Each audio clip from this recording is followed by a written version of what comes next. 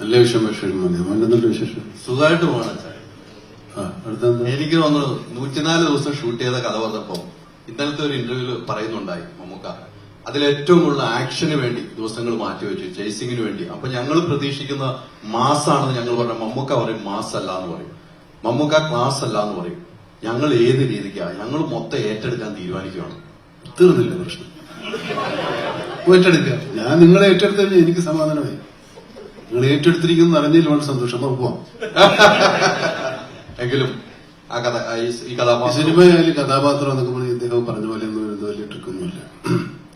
നമ്മൾ സാധാരണ സിനിമയിൽ വിളിക്കാൻ വരുന്ന പോലെ സിനിമയിൽ വിളിച്ചിട്ടുണ്ട്. പിന്നെ ഈ പറഞ്ഞ പോലെ ഈ മലയോര കഥാപാത്രങ്ങൾ ഒരുപാട് ഞാൻ അഭിനയിച്ചിട്ടുണ്ട്.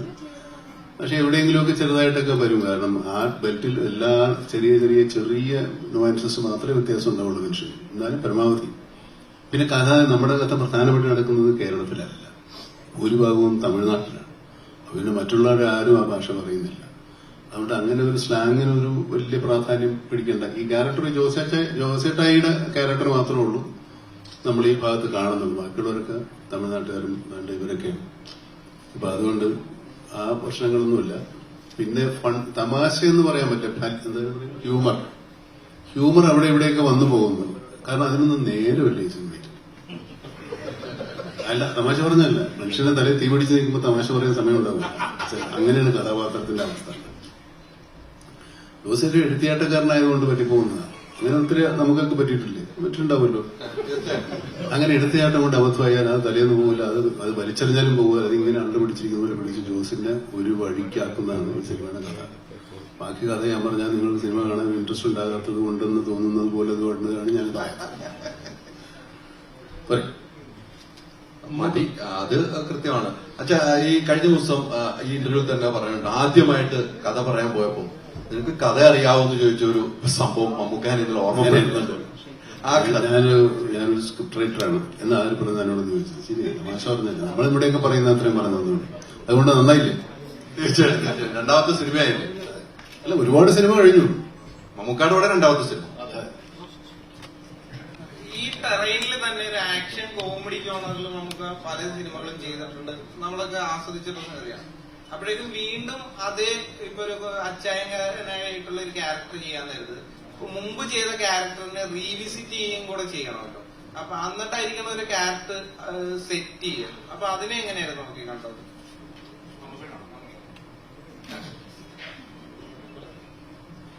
റീവിസിറ്റിങ്ങൊന്നുമില്ല. ആ കഥാപാത്രത്തുമായിട്ട് യാതൊരു സാമ്യം ഉണ്ടാകാതിരിക്കുന്ന ശ്രമമാണ്. റീവിസിറ്റ് ചെയ്യുമ്പോൾ അതുപോലെ തന്നെ വരണ്ടേ? അങ്ങനെ വരാതിരിക്കാനാണ് ഞാൻ സാധാരണ ശ്രമിക്കുന്നത്. ഇതങ്ങനെ ഉണ്ടായിട്ടില്ല. കാരണം അങ്ങനത്തെ ആ വന്നുപോയ കഥയിലെ കഥാ സന്ദർഭങ്ങളല്ല ഈ സിനിമയിൽ. അതാണ് അതിന്റെ വ്യത്യസ്തമാക്കുന്നത്. നമ്മുടെ ഈ പറഞ്ഞ പോലെ കഥാപാത്രവും പരിസരങ്ങളും തമ്മിൽ വ്യത്യാസമാകുമ്പോൾ കഥാപാത്രം തന്നെ മാറും. നമ്മൾ ഒരേ കഥ തന്നെ പല സ്ഥലത്തെടുക്കുമ്പോൾ പല കഥകളായിട്ട് മാറുന്നില്ല. ഇപ്പോൾ കർണന്റെ കഥ എടുത്ത ഒരുപാട് സിനിമകൾ എല്ലാ പടത്തിലും കർണൻ ഒരുപോലെ അല്ലല്ലോ. അതുപോലെ കഥാപാത്രത്തിന്റെ കഥാപരിസരങ്ങൾ മാറുന്നുണ്ട് സിനിമയിൽ മൊത്തമായിട്ട്. അപ്പൊ കഥ മാറും, കഥാപാത്രവും മാറും. അങ്ങനെയൊക്കെ എല്ലാം എടുക്കാനും പോകും.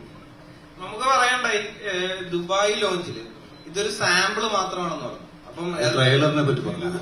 അല്ല, അതെ, ഇതൊരു സാമ്പിള് മാത്രമാണ്. അപ്പൊ യഥാർത്ഥ വെടിക്കെട്ട് ഇനി വരാനിരിക്കുന്നേ ഉള്ളൂ. കുഴിച്ചടിക്കല്ലേ? അത് വെടിക്കെട്ടാണെന്ന് നിങ്ങൾക്ക് തോന്നുന്നുണ്ടെങ്കിൽ ചിലപ്പോ വന്നേക്കാം. തോന്നട്ടെ എങ്ങനെയെങ്കിലും. നിങ്ങളത് ഉടക്കല്ലേ? മമ്മൂക്ക ടെർബോജസ് എങ്ങനെയാ? ട്രിപ്പിൾ സ്ട്രോങ് ആണോ? സൈഡ് അങ്ങനെ അതായത് ഡയറക്ടർ പറയട്ടെ. ഞാൻ പറയുന്നില്ല സ്ട്രോങ് ആണ്, ഡബിൾ സ്ട്രോങ് ആണ്, ട്രിപ്പിൾ സ്ട്രോങ് ആണോ? ടെർബോജസ് നിങ്ങൾ സിനിമ കണ്ടിട്ട് തീരുമാനിച്ചാൽ മതി. ഇതെന്താ സംഭവം എന്ന് വെച്ച് കഴിഞ്ഞാൽ ആ കഥയുടെ അല്ലെങ്കിൽ ആ സിനിമയുടെ സ്വഭാവത്തിനനുസരിച്ച് പരമാവധി ശ്രമിച്ചിട്ടുണ്ട് എല്ലാവരും. പ്രത്യേകിച്ചും നമുക്ക് ഒരുപാട് എഫേർട്ട് ഇട്ട് ചെയ്തിരിക്കുന്ന സിനിമയാണ്. നിങ്ങൾക്ക് സന്തോഷമുണ്ടാകാനും നിങ്ങൾക്ക് ആനന്ദമുണ്ടാകാൻ വേണ്ടി തന്നെയാണ് അദ്ദേഹം അത്രയും കഷ്ടപ്പെട്ടത്. നിങ്ങൾ കാണും, അത് നിങ്ങൾ തീരുമാനിക്കും. നമുക്ക് പടത്തിൽ നിന്ന് കിട്ടാൻ പോകുന്ന ഒരു മെസ്സേജ് എന്തായിരിക്കും? ഇപ്പോ മുൻകൂട്ടി പറയുവാണെങ്കിൽ എനിക്കത് ചോദിക്കാമോ എന്ന് അറിയില്ല. ഞാൻ കേട്ടൊരു കാര്യമാണ്, ചോദിക്കാമോ?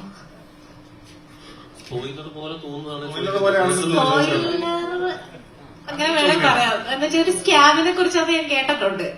അപ്പൊ സിനിമയില് അപ്പൊ അതിന് വേണ്ടിയിട്ട് ആൾക്കാർക്ക് കൊടുക്കുന്ന ഒരു മെസ്സേജും മുന്നറിയിപ്പോ അങ്ങനെ നമുക്ക് ഒരുപാട് കിട്ടാം. കാര്യങ്ങൾ സിനിമയിൽ ഉണ്ട്. അതിപ്പോ അത് സിനിമയിലൂടെ പോകുന്നതാണ്. അതിപ്പോ അതിന് ഒരു വളരെ പോസിറ്റീവ് പറയുന്നില്ല. ഞാൻ തന്നെ പറഞ്ഞിട്ടുണ്ട് സ്കാം ഉണ്ടെന്ന്.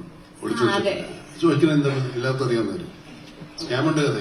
നമുക്ക് അത് പറഞ്ഞിട്ടുണ്ട്. അപ്പൊ അതുകൊണ്ടാണ് ഞാൻ ചോദിച്ചത്. അതിന് പേടിക്കുന്നില്ല. പിന്നെ ഒരു കാര്യം കൂടി ചോദിച്ചോട്ടെ വൈശാഖ് സാറിന്റെ മേലെ. അയ്യോ നമുക്ക് കുഴപ്പമൊന്നുമില്ല.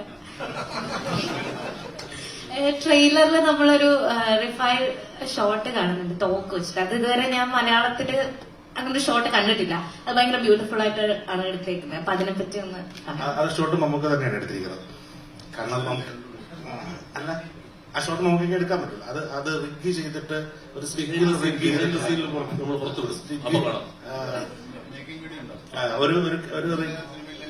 ഒരു സ്റ്റിക്കിൽ ഒരു ക്യാമറ റിഗ് ചെയ്തിട്ടാണ്.